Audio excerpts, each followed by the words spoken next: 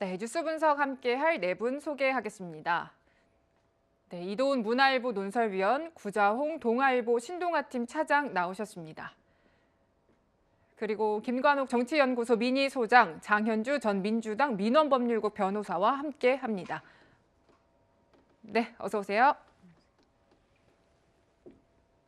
네, 오늘 아침 들어온 소식부터 바로 알아보도록 하겠습니다. 북한이 탄도미사일을 또 한 번 쏘아 올렸습니다. 오늘 오전 6시 53분에 이 동해상으로 탄도미사일을 발사했다고 합니다. 윤석열 정부 들어서 벌써 5번째인데요. 구자홍 차장께 설명을 좀 들어볼까 합니다. 오늘 새벽 갑자기 쏘아 올렸네요. 그렇습니다. 오늘 오전 5시 53분에 이 평안북도 이 태천 일대에서 동해상으로 단거리 탄도미사일 한 발을 발사를 한 것으로 알려졌습니다. 네. 윤석열 대통령이 5월 10일에 취임을 했는데 취임 이틀 만인 5월 12일에 처음으로 단거리 탄도미사일 3발을 발사한 일이 있었고요. 네. 5월 25일에는 ICBM으로 추정되는 탄도미사일을 발사하고 이 단거리 탄도미사일 2발을 발사한 일이 있었습니다.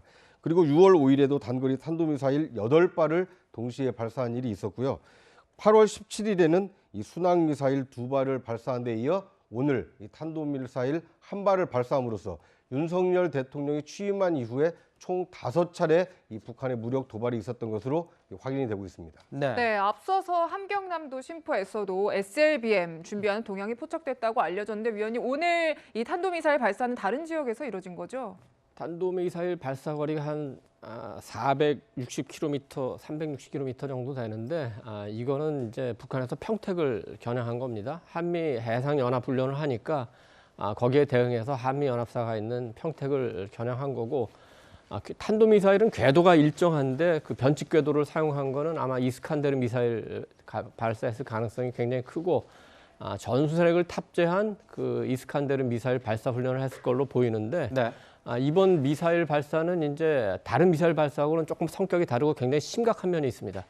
그동안에 이제 한미가 연합훈련을 하면은 북한은 감히 도발을 못했어요. 가만히 있다가 이제 훈련 끝나면 분풀이 하듯이 뭐 한 발, 2발 발사했는데 이번에는 레이건호가 입항을 해 있고 동해상에서 한미 그 해상훈련이 예고가 돼 있는데 미리 사전에 그 지금 도발을 한 거거든요. 그러니까 우리 북한 쪽 입장에서 보면 대담해졌고 우리 쪽 입장에서 보면 대단히 무모해졌는데 지난 9월 9일 날 김정은이 그 핵 사용 뭐 법제화라든지 5대 신무기 개발이라든지 굉장히 공격적으로 나오기 때문에 이번에는 뭐 한미 연합 훈련에 밀리지 않고 우리도 강대강으로 맞서겠다 이런 식의 도발이기 때문에 문제가 심각하고 아마도 이런 그 추세로 가면은 아주 멀지 않은 시기에 그동안 예고했던 제7차 그 핵실험 이게 이제 그 수소탄 실험일 수도 있고 아니면 이제 전략 그 핵탄두 실험 전술 핵탄두 실험일 수도 있는데 아무튼 한반도의 긴장은 계속 고조되는 상황이다 이렇게 봐야 될 것 같습니다. 핵도발 이후에 또 이뤄질 수 있으니 조심해야 된다 이런 말씀 주셨는데 소장님께 좀 여쭤보고 싶은 건 이거예요. 원래는 SLBM 발사 준비를 하고 있다 이런 동향이 있다 이런 게 이제 대통령실과 군 안보 당국의 판단이었는데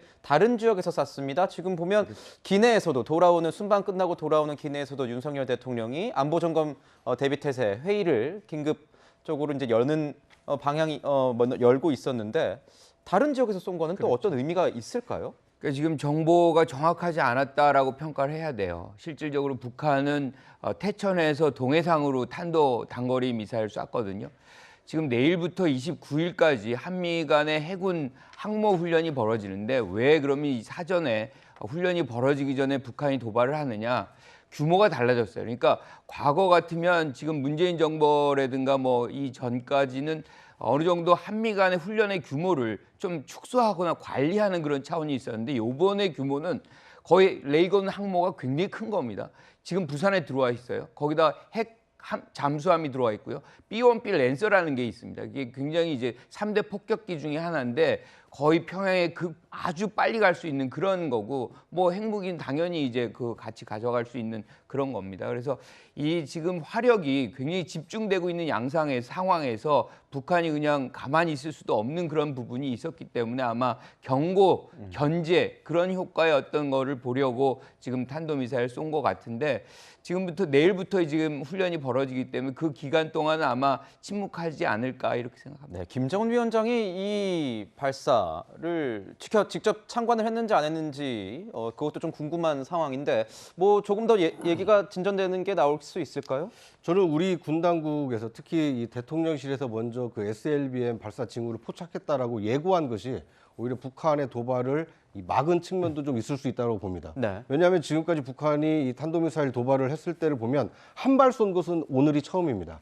대체로 3발, 많게는 8발까지 동시다발적으로 타격할 수 있다는 것을 과시를 했는데 아마 북한 측에서는 SLBM과 이 그 단거리 탄도미사일을 같이 발사하려고 준비했을 개연성이 높은데 우리 군 당국이 이 정보 자산을 통해서 SLBM 이 발사 징후가 포착이 됐다. 그래서 예의주시하고 있다라고 하니까 예고하고 있는데 그것을 이제 쏘는 것은 북한으로서도 자신들의 어떤 이 전략이 노출될 수 있기 때문에 아마 준비를 했다가 그 발사를 안 했을 개연성은 있고 우리 군 당국에서 예고하지 않은 이 단거리 탄도미사일 발사를 통해서 좀 이게 자신들의 어떤 의지를 과시했다 이렇게 해석할 수도 있을 것 같습니다. 네. 그러니까 북한의 모든 탄도 미사일 발사는 그 유엔 안보리 결의안 위반이고 뭐 굳이 따지자면은 9.19 군사 합의도 위반이죠.